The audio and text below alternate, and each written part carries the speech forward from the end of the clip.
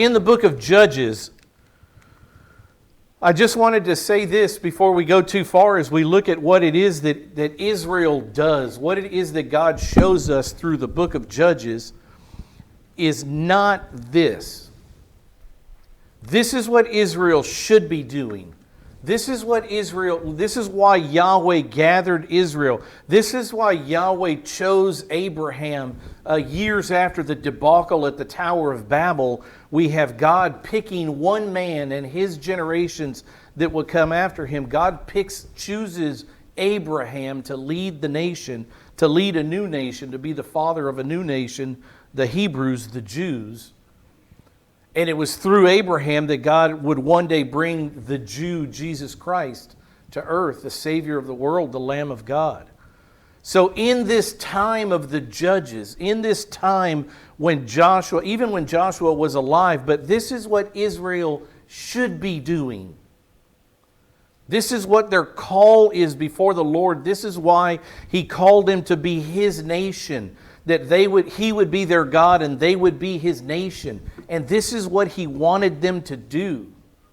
He wanted Israel to demonstrate through their life in the Holy Land, the land of Canaan, the promised land. He wanted Israel to demonstrate to all the world, to be the model, to demonstrate through their life in the Holy Land how glorious it can be to live under the government of Yahweh. We've been talking for a couple of weeks as we've introduced this book, talking about the fact that Israel didn't have a king, a human king. Yahweh was their king. God was the king of Israel. And so Israel was supposed to, before the world, demonstrate how wonderful life could be on earth with God as king. That's what God wanted from them during the period of the Judges. They're finally in the promised land. Worship me and only me. Receive the blessings that I promised in Deuteronomy chapter 28 and other places. Receive all the blessings of a prosperous life in the land so that the nations around you will be drawn to a relationship with the one true God Yahweh through your lifestyle, through the blessings, through the relationship that you have with God. But what we see as we go into the book of Judges is this. I don't know how well you can read it, but at the top it says the people fall into idolatry. That's exactly what's going to happen in the book of Judges many times, at least 6 times that we're given a story of, but there are many more times that this cycle takes place in this book. This, instead of demonstrating to the world what life with God as your earthly king can be, this is what Israel did instead. The top says the people fall into idolatry. This is a depiction of the golden calf that earlier Aaron had made. It doesn't matter what they're worshiping. If you're not worshiping the one true God, Yahweh, you're an idolater.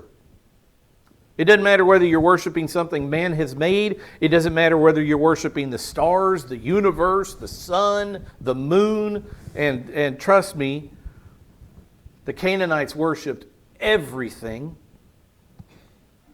So this is what happens to Israel. Instead of demonstrating to the world how wonderful the blessings of life with Yahweh are, the people will fall into idolatry. The second part here, God will give them over to a Canaanite nation. This is what happens in the book of Judges over and over and over. The people fall into idolatry because they're not worshiping only God. He punishes them. And the way He punishes them is to bring one of the nations that's around them, one of the Canaanite groups, and He has that Canaanite group oppress the Jews. Now there's a reason why He lets them oppress and afflict the Jews. And that's so the Jews will come back to Him and worship. It's not just a little kid getting a spanking. The idea that God had in discipline of the Jews was that they would come back to Him. They would realize this discipline is coming from our Father. We need to get right in our relationship with our God and come back to God. That's exactly why He did it. And it would work. It did work. Look what the third deal is. The third step in this land or this book of Judges. The people, the Jews, this is Israel, will cry out to God for help. They will eventually have enough of their affliction. They'll have enough of their hard times. They'll realize their covenant violation, that they're not keeping the law of Moses. And it's because they're not keeping the 10 commandments and all the other commandments that God has done this, and they will cry out to God for help. And so what is the book of Judges about? These helpers, these judges. In the fourth cycle is that God will raise up a judge to save them. He raises up, as we'll see as we'll see next week, Othniel, the first judge. He raises up people like Samson. You wonder where Samson fits in the Bible? He's a judge. Gideon, you all know of Gideon, the one who doubted God and asked God for a sign. Give me a sign, Lord. I'll put this piece of fleece outside my tent. If when I wake up in the morning the fleece is wet but all the ground around it is dry, then I'll know that you want me to do this. And then he changed. I'll put out the piece of fleece.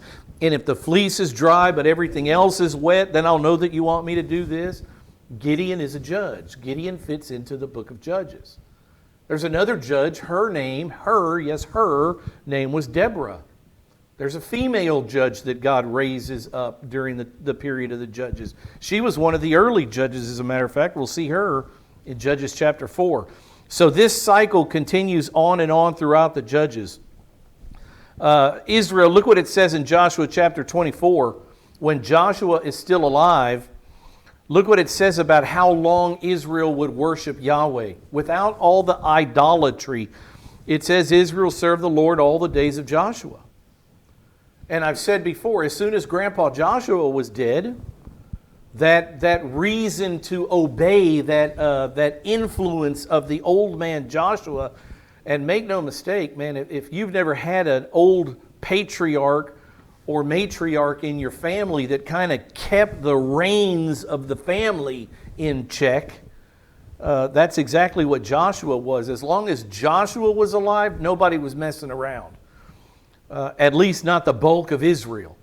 As long as the grandpa Joshua was alive, everybody was, or most of Israel was worshiping Yahweh. So it says Israel worshiped Yahweh. They served Yahweh all the days of Joshua and all the days of the elders who survived Joshua. Those who had known the deeds of Yahweh which he had done for Israel. But what I'm trying to tell you from this verse is as soon as Joshua was dead, and as soon as that generation of leaders was dead, number one started immediately. Back to the cycle. The people fell into idolatry. The people fell into idolatry. I want to show you a few verses. I don't want to get stuck here. I just want to show you. Let me tell you a little bit about Jewish history. I just want to paint the picture of where I'm going to show you verses from the book of Nehemiah. I just want you to know where Nehemiah fits in the Bible. Israel will have 300 years of the book of Judges. 300 years. Saul comes along, the first united king of Israel, and then Saul's son-in-law David becomes king, and then David's son Solomon becomes king. And after Solomon's kingship, Israel splits into the north called Israel and into the south called Judah. Israel splits. They go like this for hundreds of years, 150 or so years, and then the northern kingdoms are taken out by Assyria. God has Assyria wipe out the northern kingdoms. Another 150 years or so go by, and God has the southern kingdom of Judah taken out by who? What country does God use to take out the southern kingdom of Judah? Who destroyed Jerusalem? Who tore down Solomon's temple? Babylon. King Nebuchadnezzar in Babylon. So what God had said through the prophet Jeremiah is, I will kick you out of the land for your disobedience and your idolatry. So after Babylon in 586 BC, Israel goes there to Babylon for 70 years.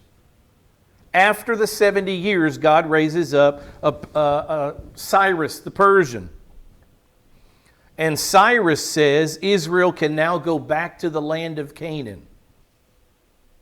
Nehemiah is the man that is sent back to rebuild the walls of Jerusalem. Jerusalem's been destroyed by the Babylonians. Nehemiah is sent back to rebuild the walls, the city of Jerusalem. He's got a counterpart that goes back very, very close, within 20 years or so of Nehemiah going back. And this man was a scribe and a priest. And this guy was the one that God called to rebuild the temple. Anybody know his name? What? Ezra. Ezra. We have a little baby Ezra in the church. Ezra was the one that God called to go back to Jerusalem and rebuild the temple itself with the priest named Zerubbabel. So we are in the book of Nehemiah. After the 70-year Babylonian captivity, hundreds of Jewish years of history have gone by when Nehemiah says this. Now, I want to show you this because the book of Judges, this is what I'm trying to show you. This 300-year period of what Israel did during the time of the Judges, Israel will never forget. They've gone through everything. They've been kicked out of the land for 70 years. They're coming back into the land, but still on the tip of the tongue of Nehemiah is what happened during the book of Judges. I've got all these slides on the board. Just let me read them to you. There's like 8 verses.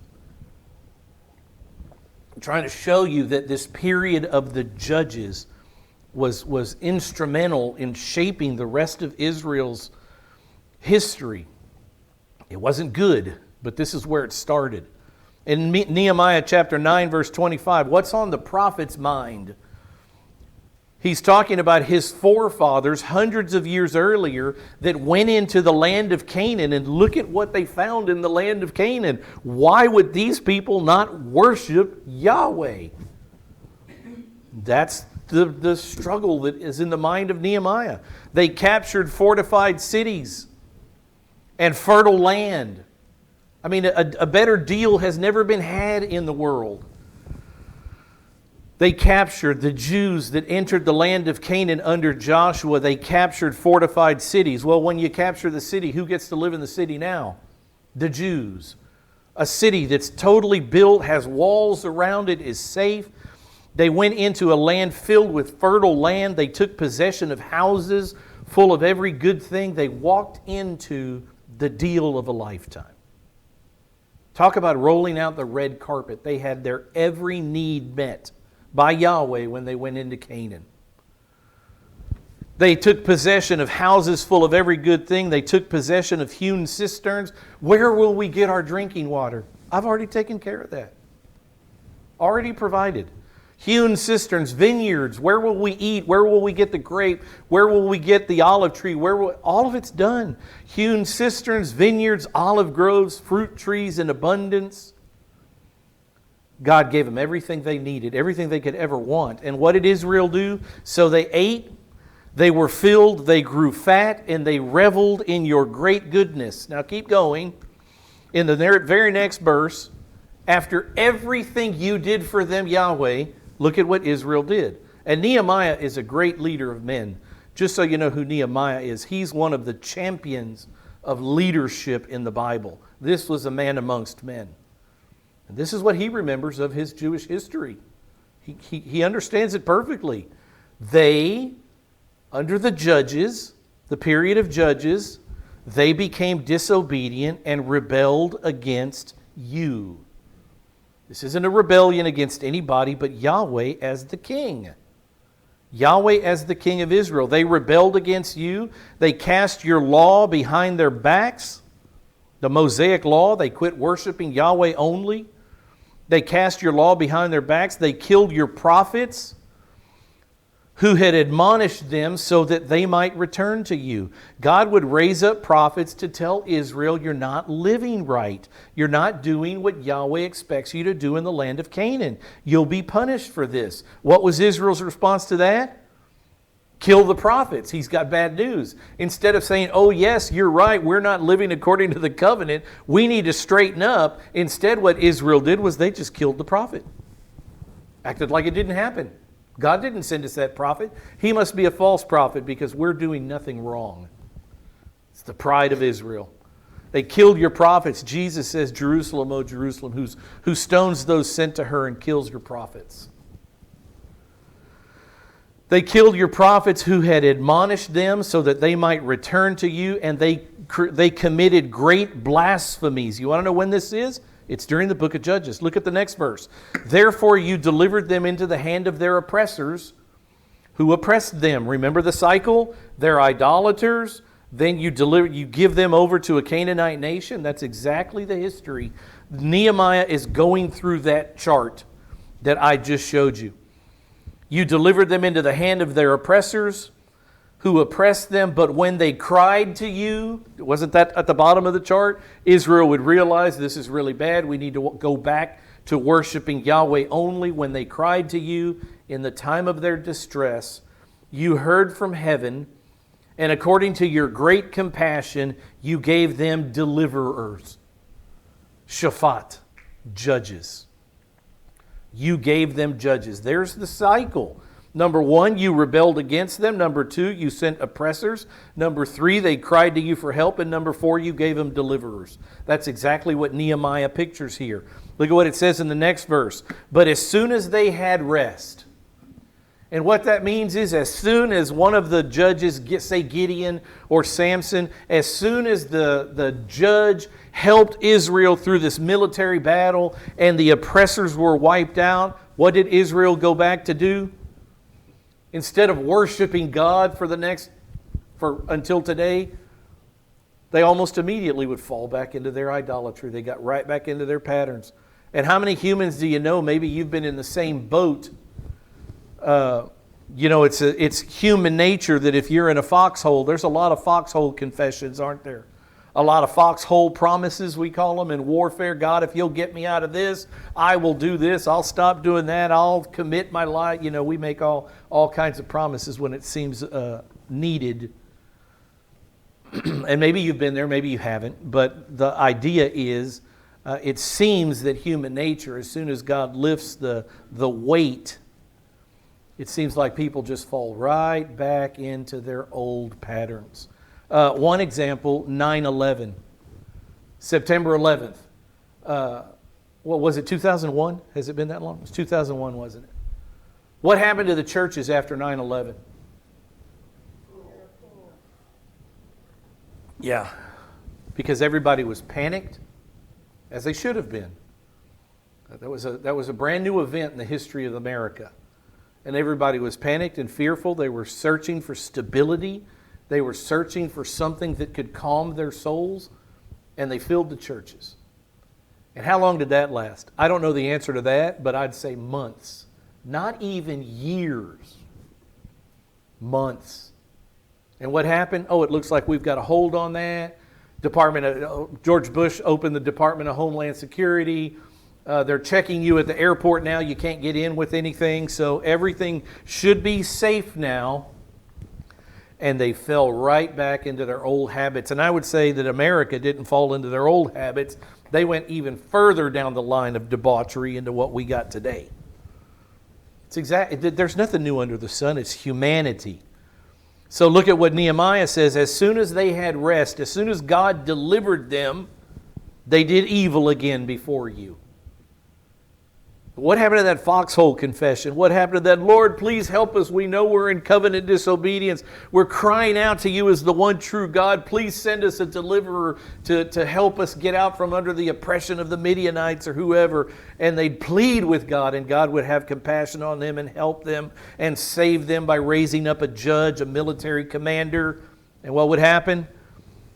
As soon as they were freed from oppression, they did evil again before you. Therefore, what would God do again here? See the cycle? Here we go again. You did evil again. There's the number one part. Therefore, you abandoned them to the hand of their enemies. There's number two. God would bring an oppressor so that they ruled over them. When they cried again to you, you see, here's the cycle again. It's exactly what Nehemiah just said, and he says it again. When they cried to you, that's the third part, you heard from heaven, and many times, not once, not twice, but many times, Yahweh, you rescued them according to your compassion. That's the book of Judges. The book of Judges is rehearsed in Jewish history because it was a very important time. It was foundational for what Israel would become. Look at the next verse. You rescued them according to your compassions. You admonished them. Why was God punishing them? What was it that God wanted for Israel? He wanted them to turn back. You admonish them in order, for the reason, so the result would be that they would turn back to your law and start worshiping you as the only true God, have no other God before you, honor their mothers and their fathers, thou shalt not steal, not murder, all of those laws. God wanted them to turn back to the law because that's how they would live a righteous life. Yet, what does it say? Yet they acted arrogantly and did not listen to your commandments, but sinned against your ordinances. Stubborn people. Stubborn. What did he just say? Many times you rescued them. And what's the Israeli response? Many times they acted arrogantly. Many times they did not listen to your commandments. And many times they sinned against your ordinances. What could they have had if they would have followed the ordinances? By which, if a man observes them, he shall live. And that's living an abundant life. The blessed life that God promised. They turned a stubborn shoulder. They stiffened their neck. And they would not listen. What did they do when God sent them prophets? They killed them. Astounding people. Another verse, next verse. However, and this points to the faithfulness of God. However, nevertheless, as Israel does what they've done to you, Lord, as we've seen the picture of our forefathers Israel way back in the book of Judges, Nehemiah says, however, you bore with them. He was patient with them. Long-suffering. You bore with them for many years and admonished them by your Spirit through the prophets, yet they would not give ear. Therefore you gave them into the hand of the peoples of the lands. The last verse in this section, nevertheless, Nehemiah 9:31, nevertheless, in your great compassion. And this should be our focal point when we're going through the book of Judges. The Jews do horrendous things to God. They fall into the worst types of idolatry. Sexual immoralities that you can't even imagine. And as Americans, that's saying something. But nevertheless, God's great faithfulness, Nehemiah says, in your great compassion, you did not make an end of them. You know what he means? You didn't crush them. You didn't destroy them. You didn't wipe them off the planet. He had good reason to. Many times they disobeyed His law. Many times they acted arrogantly. But what was God's response? I will send the Savior through this people, Israel, and no one can stop me, not even Israel. I'm going to save Adam's people. That's the purpose. That's what God had determined. And no matter how unfaithful man could be, God in His great compassion, in His promise-keeping character, never made an end of Israel, and He never will make an end of Israel. He never forsaken, He never completely abandoned Israel. He didn't pull the plug on Israel and raise up the church to take Israel's place. Israel is alive and well and has a future. So you did not make an end of them or forsake them, for you are a gracious and compassionate God. Look at what he says in Malachi chapter 3, verse 6. The last writings that we have in the Old Testament, written in 400 BC or so, 400 years or so before Jesus comes. What does God say through Malachi? For I, the Lord, Yahweh, I do not change. That's my favorite verse in the Bible. For me, that's it. That's everything. Because if we have a God that, like shifting shadows, changes with the whim, if we have a God that can truly judge man according to what man deserves, then we're all sunk. So I thank God that He's a God who's made us promises, and He tells us in the Scripture, I do not change. I haven't changed. I'm not changing now, and I never will change. Jesus Christ, Hebrews 13:8, what does it say? Jesus Christ, the same yesterday, today and forever. Not a changing God. I hang everything that I am on that verse right there. He'll never leave, never forsake, never change a single word that He has said. Thy word, O Lord, is forever settled in heaven. Thank God. But what does He say to Israel? I, the Lord, do not change. And because I've made promises to Abraham, Isaac, and Jacob, because I've made promises to King David that his throne would always be in existence, and one day one would take the throne eternally, because I've made promises, therefore you, O sons of Jacob, it's because of me that you're not consumed. Because you have given me plenty of reasons over the years to consume you, to utterly destroy you. But it's because I don't change that you are not consumed. And God says this to Israel, from the days of your fathers you've turned aside from my statutes and have not kept them. The book of Judges. Return to me. Why did God bring oppression and affliction to Israel? Because He wanted them back. He wanted the relationship restored. It was all about restoration of relationship. Return to me and I will return to you. Who goes first? Who goes first? From the days of your fathers you have turned away from me. God says, return back to me and I'll always be here. But I'm not going to beg. You return to me and I'll return to you, says Yahweh, the Lord of hosts. But you say, Israel, how shall we return? So we see this pattern, terrible pattern that Israel will walk through in the period of the book of Judges. Again, I wanted to go to Nehemiah far further down in history, 1,000 years, to show you that the book of Judges was still in the mind. The idolatry and the faithfulness of God, that regardless of how far away Israel would walk, God was always right there, never changed a single promise. His purpose was never hit a bump in the road, never thought, maybe I should change this, maybe I should ditch the Jews. I never dreamed they would reject Messiah. Are those things in the mind of God, or is God omniscient and He knows everything? He's omniscient and He knows everything. Despite everything that man, all the infidelity that man, and especially Israel, would throw at God, He did not change in character, not one bit. Now there's a God you can worship.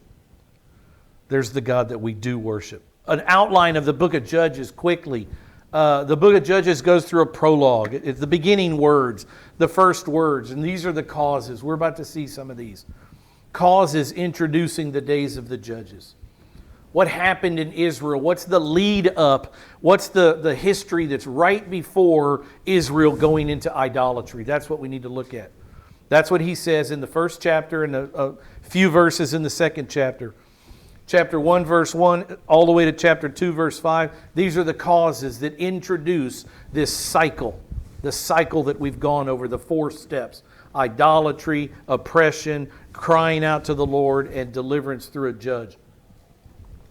So we see that for 2 chapters. In the second section, we see the documentary.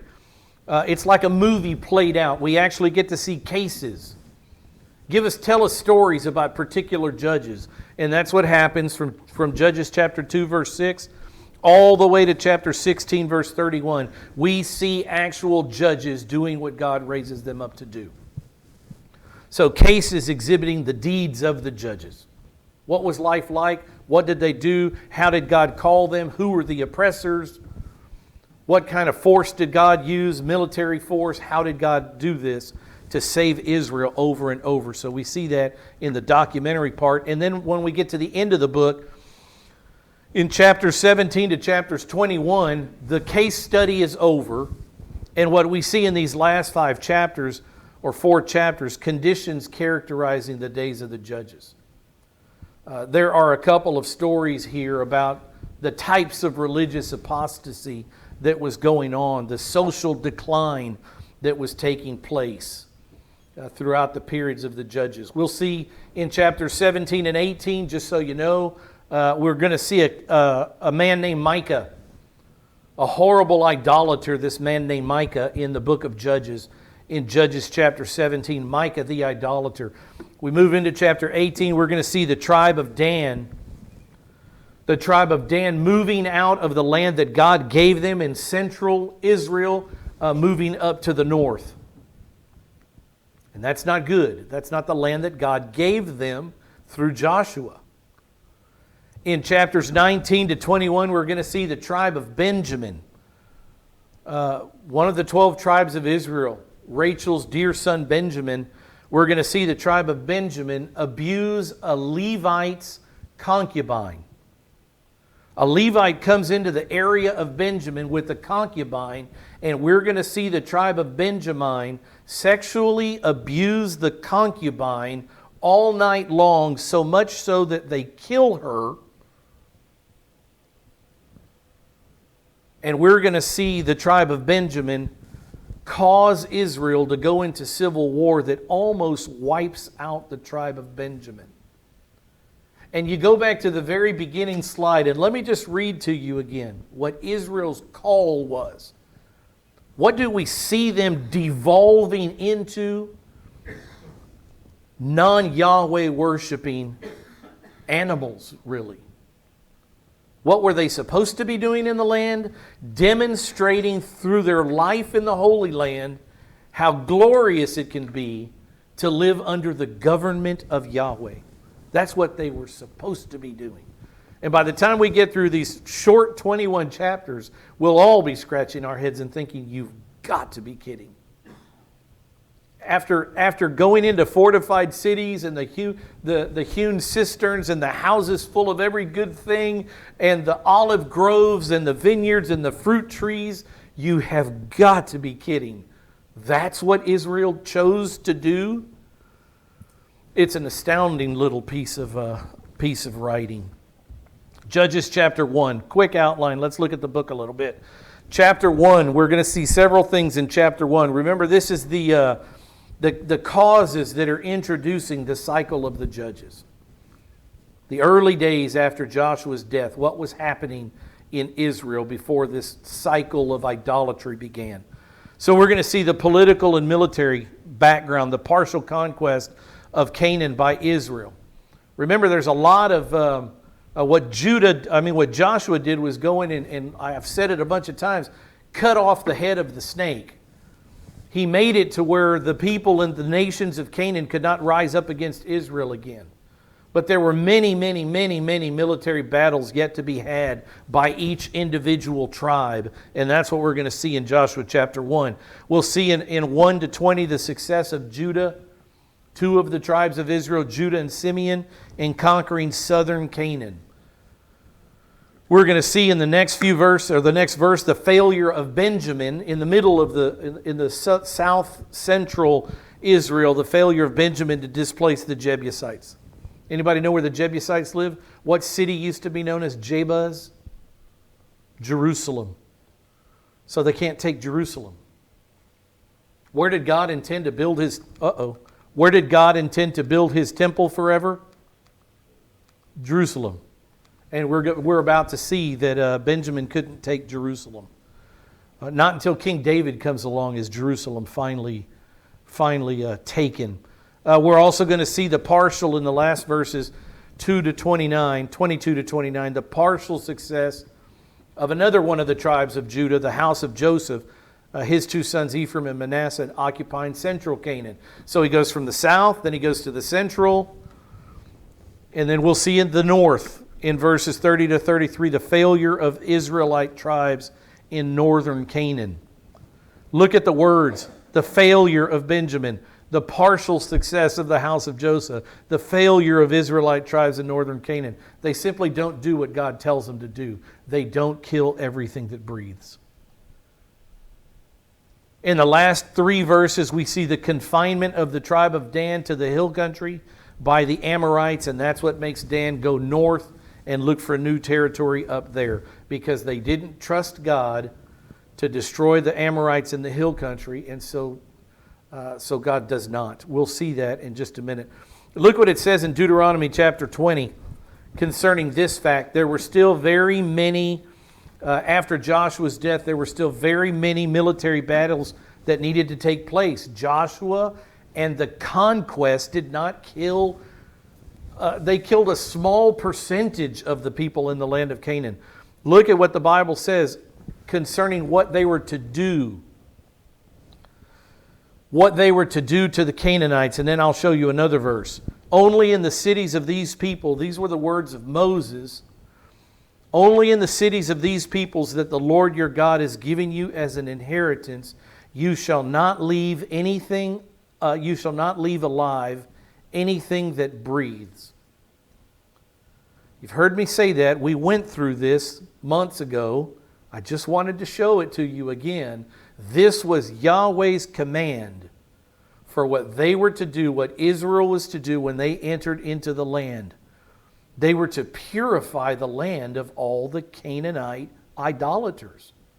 Israel was to take this land in purity and start again demonstrating how wonderful life on earth could be with Yahweh as their king.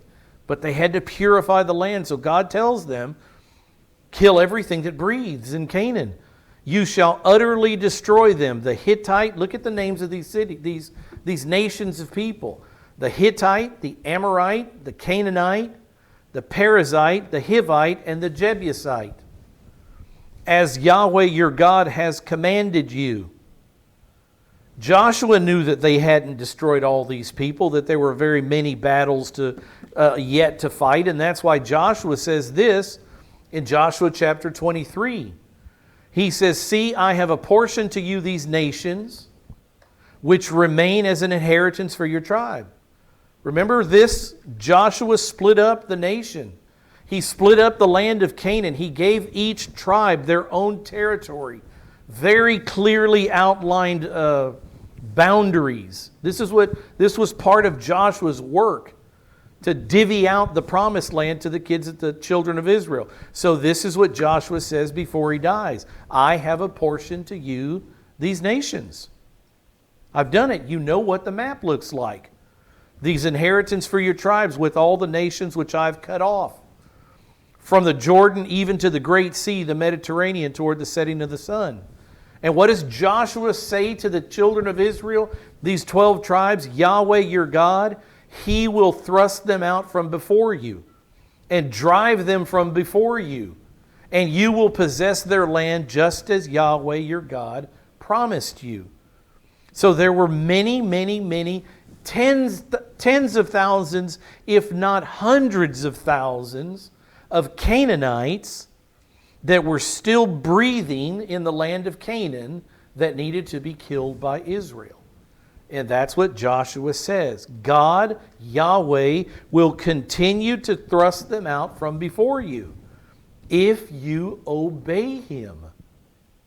And that's what we will see Israel not do. Look what it says in chapter 1 of Judges, chapter 1, verse 1. Look what it says. Now after the death of Joshua, it came to pass that the children of Israel asked the Lord. This is good. They're seeking guidance from Yahweh. The last thing they hear out of Joshua is that there is much more land that needs to be cleansed, purified of the Canaanites. So Israel turns to the Lord and says, where do we start this cleansing of the land? It came about after the death of Joshua that the sons of Israel inquired of Yahweh, and this is what they said. Who shall go up first for us against the Canaanites to fight against them? To clear out the remaining Canaanites from each of their tribal inheritances. And look what God says in verse 2. The Lord said, Judah shall go up. Behold, I have given the land into his hand. So what is God's intention from his first statement here to these Jews? You'll kill everything that breathes. I've given you the land. Judah will inherit every inch of the land that Joshua apportioned to them. That's God's intention. He has given them the land. And so look what Judah does. They turn to their brother Simeon. In verse 3 it says, Judah said to Simeon, his brother, Come up with me into the territory allotted to me. They make an alliance here. You help me do my work, and I'll help you do your work. Come up with me into the territory allotted to me by Joshua, that we may fight against the Canaanites. And I, in turn, once we've taken my territory, I, in turn, will go with you into the territory allotted to you. So they make an agreement to help each other fight. So Simeon went with him. I don't know if you remember, but remember Jacob is the man who had 12 sons. And it was from Jacob's 12 sons that the tribes of Israel came. Now there were 4 women who gave birth to Jacob's kids. Not just one, not just Rachel, the wife that Jacob adored, but Rachel's sister Leah. And then there too, Leah had a maid that was given to her in marriage, and so did Rachel. And those 2 maids also gave birth to many of the sons of Israel. I'm saying that because of this. Judah and Simeon had the same mother. Judah and Simeon had the same mother. It was Leah. And so the brothers of their mother and their father, they were full brothers, not half brothers. They were full brothers, so it makes sense that they would band together. Judah and Simeon, they were both from the same mother, Leah. But there's another reason. If you look at the south part of that map, there's another reason why Judah and Simeon would band together to do their work of battle, military battle together. Look where Simeon is down here in the map. Simeon is totally enclosed within the land of Judah. God gave them a territory within the land of Judah. Look at this verse in Joshua 19. This is what God and Joshua did. It says, the inheritance of the sons of Simeon was taken from the portion of the sons of Judah. For the share of the sons of Judah was too large for them. So the sons of Simeon received an inheritance in the midst of, or in the middle of, Judah's inheritance. And that's why this is what you see on the map, that Simeon is in the middle of the tribe of Judah's territory. So it made sense that these 2 would get together and fight battles together. Keep going. Look what it says in verse 4. Judah went up. So Simeon, Judah's brothers with him, the men of the tribe of Judah, the men of the tribe of Simeon have taken up arms. They're in military array. They're ready to fight. They are ready to kill Canaanites. Because that's what Yahweh told them to do. Kill everything that breathes. So Judah went up. Yahweh gave the Canaanites and the Perizzites into their hands, and they, Judah, defeated 10,000 men at Bezek. In one city, there were 10,000 Canaanites that fell in this city called Bezek. Look at verse 5. They found Adonai Bezek. Adonai means Lord, the ruler of the city. They found Adonai Bezek in the city, and they fought against him. And so Judah and Simeon, it says, defeated the Canaanites and the Perizzites. So you would think, okay, that was easy. They're all dead. All the Canaanites and all the Perizzites have been defeated, but that's not a true statement. Not completely. We're talking about the city of Bezek here. Because look what it says concerning the Perizzites and the Canaanites in the land. Look what it says a couple of chapters later in Judges chapter 3, verse 5. The sons of Israel lived among the Canaanites. They lived among the Hittites, among the Amorites, among the Perizzites, among the Hivites, and among the Jebusites. So they weren't killed entirely. They were killed partially. And they took their daughters for themselves as wives. They gave their own daughters to their sons, and they served their gods.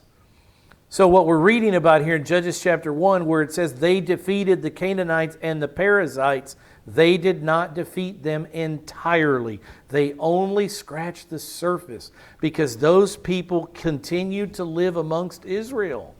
They didn't cleanse the land. We'll see that over and over when we get to the end of this chapter.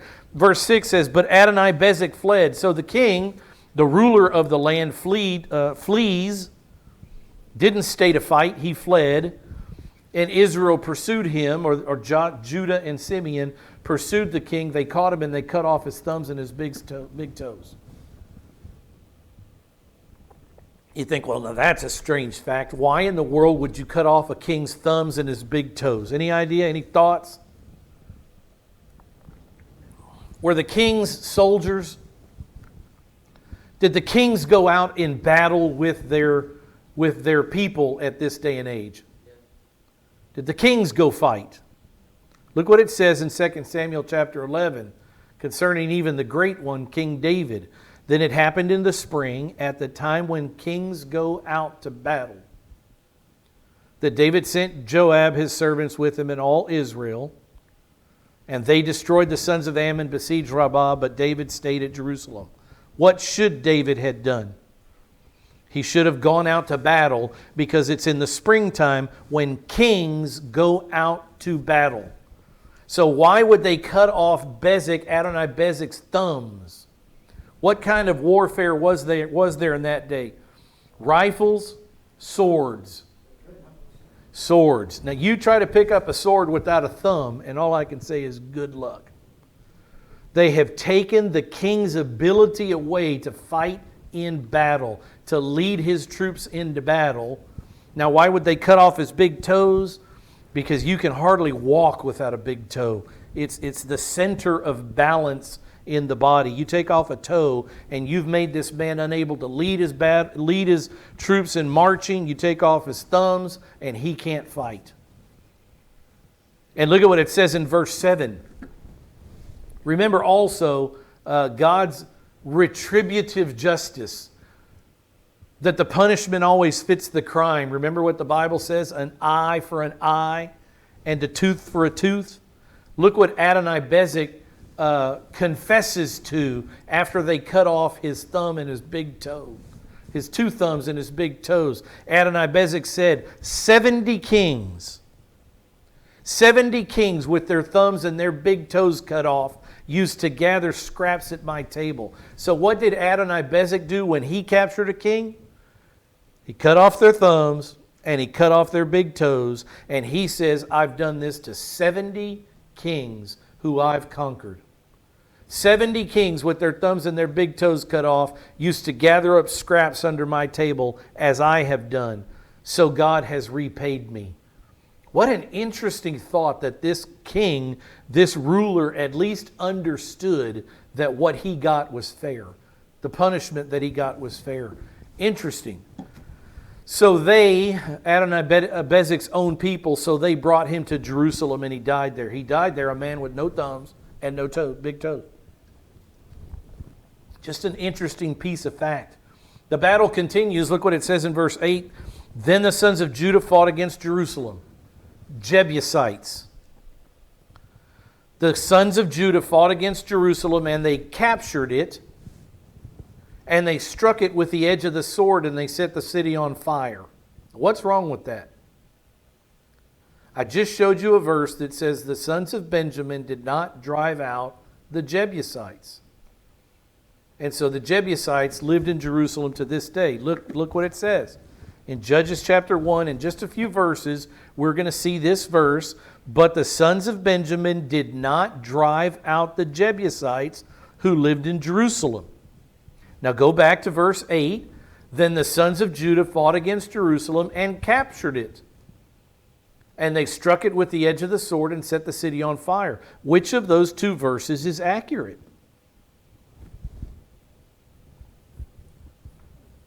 What? Both of them. Both of them. Well, how do you explain it? Well, you have to go back to verse 8 and you have to say again, yes, they captured Jerusalem, but only partially. But only partially. Again, they weren't able to drive every one of the Jebusites out, but they captured a portion of it, but they didn't capture it entirely. And if you go to the end of chapter 1 here, you'll see that over and over. Manasseh did not drive out the inhabitants of the land. Zebulun did not drive out the inhabitants of the land. Ephraim did not drive out the Canaanites. Asher did not drive out the people in Sidon. Naphtali did not drive out the inhabitants. It's the same thing here in verse 8. They took part of Jerusalem. They captured part of the city. They struck some of the men, and they set part of the city on fire, but they didn't take all of it. Even the tribe of Judah refused to follow the Lord into complete annihilation of these people. In verse 9, we start to get into a different area.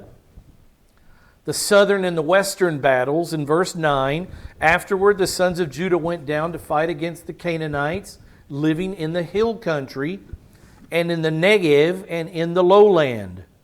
So here's a picture of Israel. It's a different map, but here's the Sea of Galilee up here. Here's the River Jordan. Here's the Dead Sea.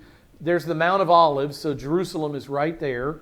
And so now we're talking about this area that's down here. They've already done their work in Jerusalem, and now they're focusing on the south and on the western coast. So that's the area that's talked about now. The sons of Judah went down to fight against the Canaanites living in the hill country, in the Negev, which is the desert, and in the lowland. So they've moved to the south to keep on fighting Canaanites, Perizzites, Hivites, Hittites, Amorites. All these people, like I said, there's tens of thousands, if not hundreds of thousands of people that still need to be destroyed in battle so that Israel can purify the land. Now, we're gonna go through verse 10 and then we're going to stop. I just want to show you this. This section, verse 10 through 13, is a retelling of a battle. It's not chronological in the book of Judges. This is a step back in time to retell of a battle that occurred when Joshua was still alive. Remember, what we're talking about here in this first chapter and in the first few verses is this lead up to why the period of the Judges became this cycle. It's a lead up to how Israel was taking the land, what land they weren't taking, the fact that they left all these Canaanite idolaters in the land. That's what this is. Now, why? You can write down this in your notes if it's not in your notes already. This is almost a word-for-word retelling of what occurs in the book of Joshua, chapter 15, verse 15 through 19. In Joshua chapter 15, 15 through 19, you see all the same, almost the exact same 4 verses. So this is a retelling of something to introduce a person. To introduce a person. And that person is Othniel, who would become the first judge of Israel. Look what it says here. Judah went up against the Canaanites who lived in Hebron. The name of Hebron formerly was Kiriath Arba, and they struck Sheshai, Ahiman, and Talmai. These were giants, the sons of Anak. In verse 11 it says, Then from there he went against the inhabitants of Debir, another city whose name was formerly Kiriath Sefer. And Caleb said in verse 12, The one who attacks Kiriath Sefer and captures it, I will even give him my daughter Aksa for a wife. So Caleb is trying to take his land that God had given him. He needs help. He's looking for someone who has the strength and the courage to take on these giants. And Caleb says, if you'll help, I'll give you my daughter as a prize, as a reward. And so look what it says. Who steps up? In verse 13, Othniel, the son of Kenaz, Caleb's younger brother. So Othniel is Caleb's nephew. He's Caleb's brother's son. Othniel, the son of Kenaz, Caleb's younger brother, he captured the city. So he gave him his daughter Aksa for a wife. So we see that Othniel is introduced to the story, and the reason is, look what it says in a couple of chapters about this Othniel. When the sons of Israel cried to Yahweh, Yahweh raised up a deliverer. He raised up a deliverer for the sons of Israel to deliver them. And who was he? He was Othniel, the son of Kenaz, Caleb's younger brother. So this section right here, 10, 11, 12, and 13, is to introduce this man, Othniel, and where he came from, what his history was, because he would rise up to be the first judge of Israel. We'll pick up in verse 14 next week. Let's close in prayer. Father, thank you.